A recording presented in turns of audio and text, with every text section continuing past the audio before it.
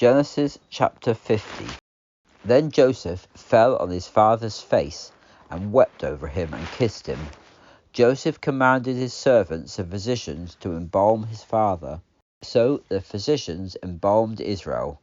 40 days were required for him, for such is the time required for those who are embalmed. Then the Egyptians mourned for him 70 days. When the days of his mourning were past, Joseph spoke to the household of Pharaoh, saying, If now I have found favor in your eyes, speak to Pharaoh, saying, My father made me swear, saying, I am about to die. Bury me in my tomb, which I dug for myself in the land of Canaan. Now therefore please let me go up and bury my father, and then I will return. Pharaoh said, Go up and bury your father, as he made you swear to do. Joseph went up to bury his father, and all the servants of Pharaoh went up with him too, the elders of his household, and all the elders of the land of Egypt, all the house of Joseph, and his brothers, and his father's household. They left only their little ones and their flocks and their herds in the land of Goshen. Both the chariots and the horsemen also went up with him. It was a very great company. When they came to the threshing floor of Atad, which is beyond the Jordan, they mourned with a great and very sorrowful lamentation. He observed 7 days of mourning for his father. When the inhabitants of the land, the Canaanites, saw the mourning at the threshing floor of Atad, they said, This is a grievous mourning for the Egyptians. Therefore the place was called Abel Mizraim, which is beyond the Jordan.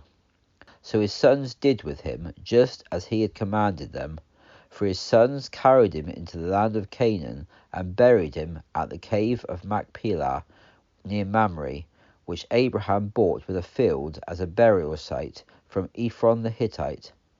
After he had buried his father, Joseph returned to Egypt, he and his brothers and all who went up with him to bury his father. When Joseph's brothers saw that their father was dead, they said, Perhaps Joseph will hate us and will certainly pay us back for all the wrong we did to him. So they sent a message to Joseph, saying, Your father gave this command before he died. Say to Joseph, I beg you, forgive the transgressions of your brothers and their sin, for they did evil to you. Now please forgive the transgressions of the servants of the God of your father. And Joseph wept when they spoke to him. Then his brothers also went and fell down before his face and said, We are your servants. Joseph said to them, Do not be afraid, for am I in the place of God? But as for you, you intended to harm me, but God intended it for good, in order to bring it about as it is this day, to save many lives. So now do not fear. I will provide for you and your little ones. So he comforted them and spoke kindly to them. Joseph stayed in Egypt, he and his father's household, and Joseph lived 110 years. Joseph saw Ephraim's children to the 3rd generation. Also the children of Machir, the son of Manasseh, were brought up on Joseph's knees. Joseph said to his brothers, I am about to die. God will surely come to you and bring you out of this land to the land of which he swore to Abraham, to Isaac, and to Jacob. Then Joseph made the sons of Israel swear, saying, God will surely visit you, and you shall carry up my bones from here.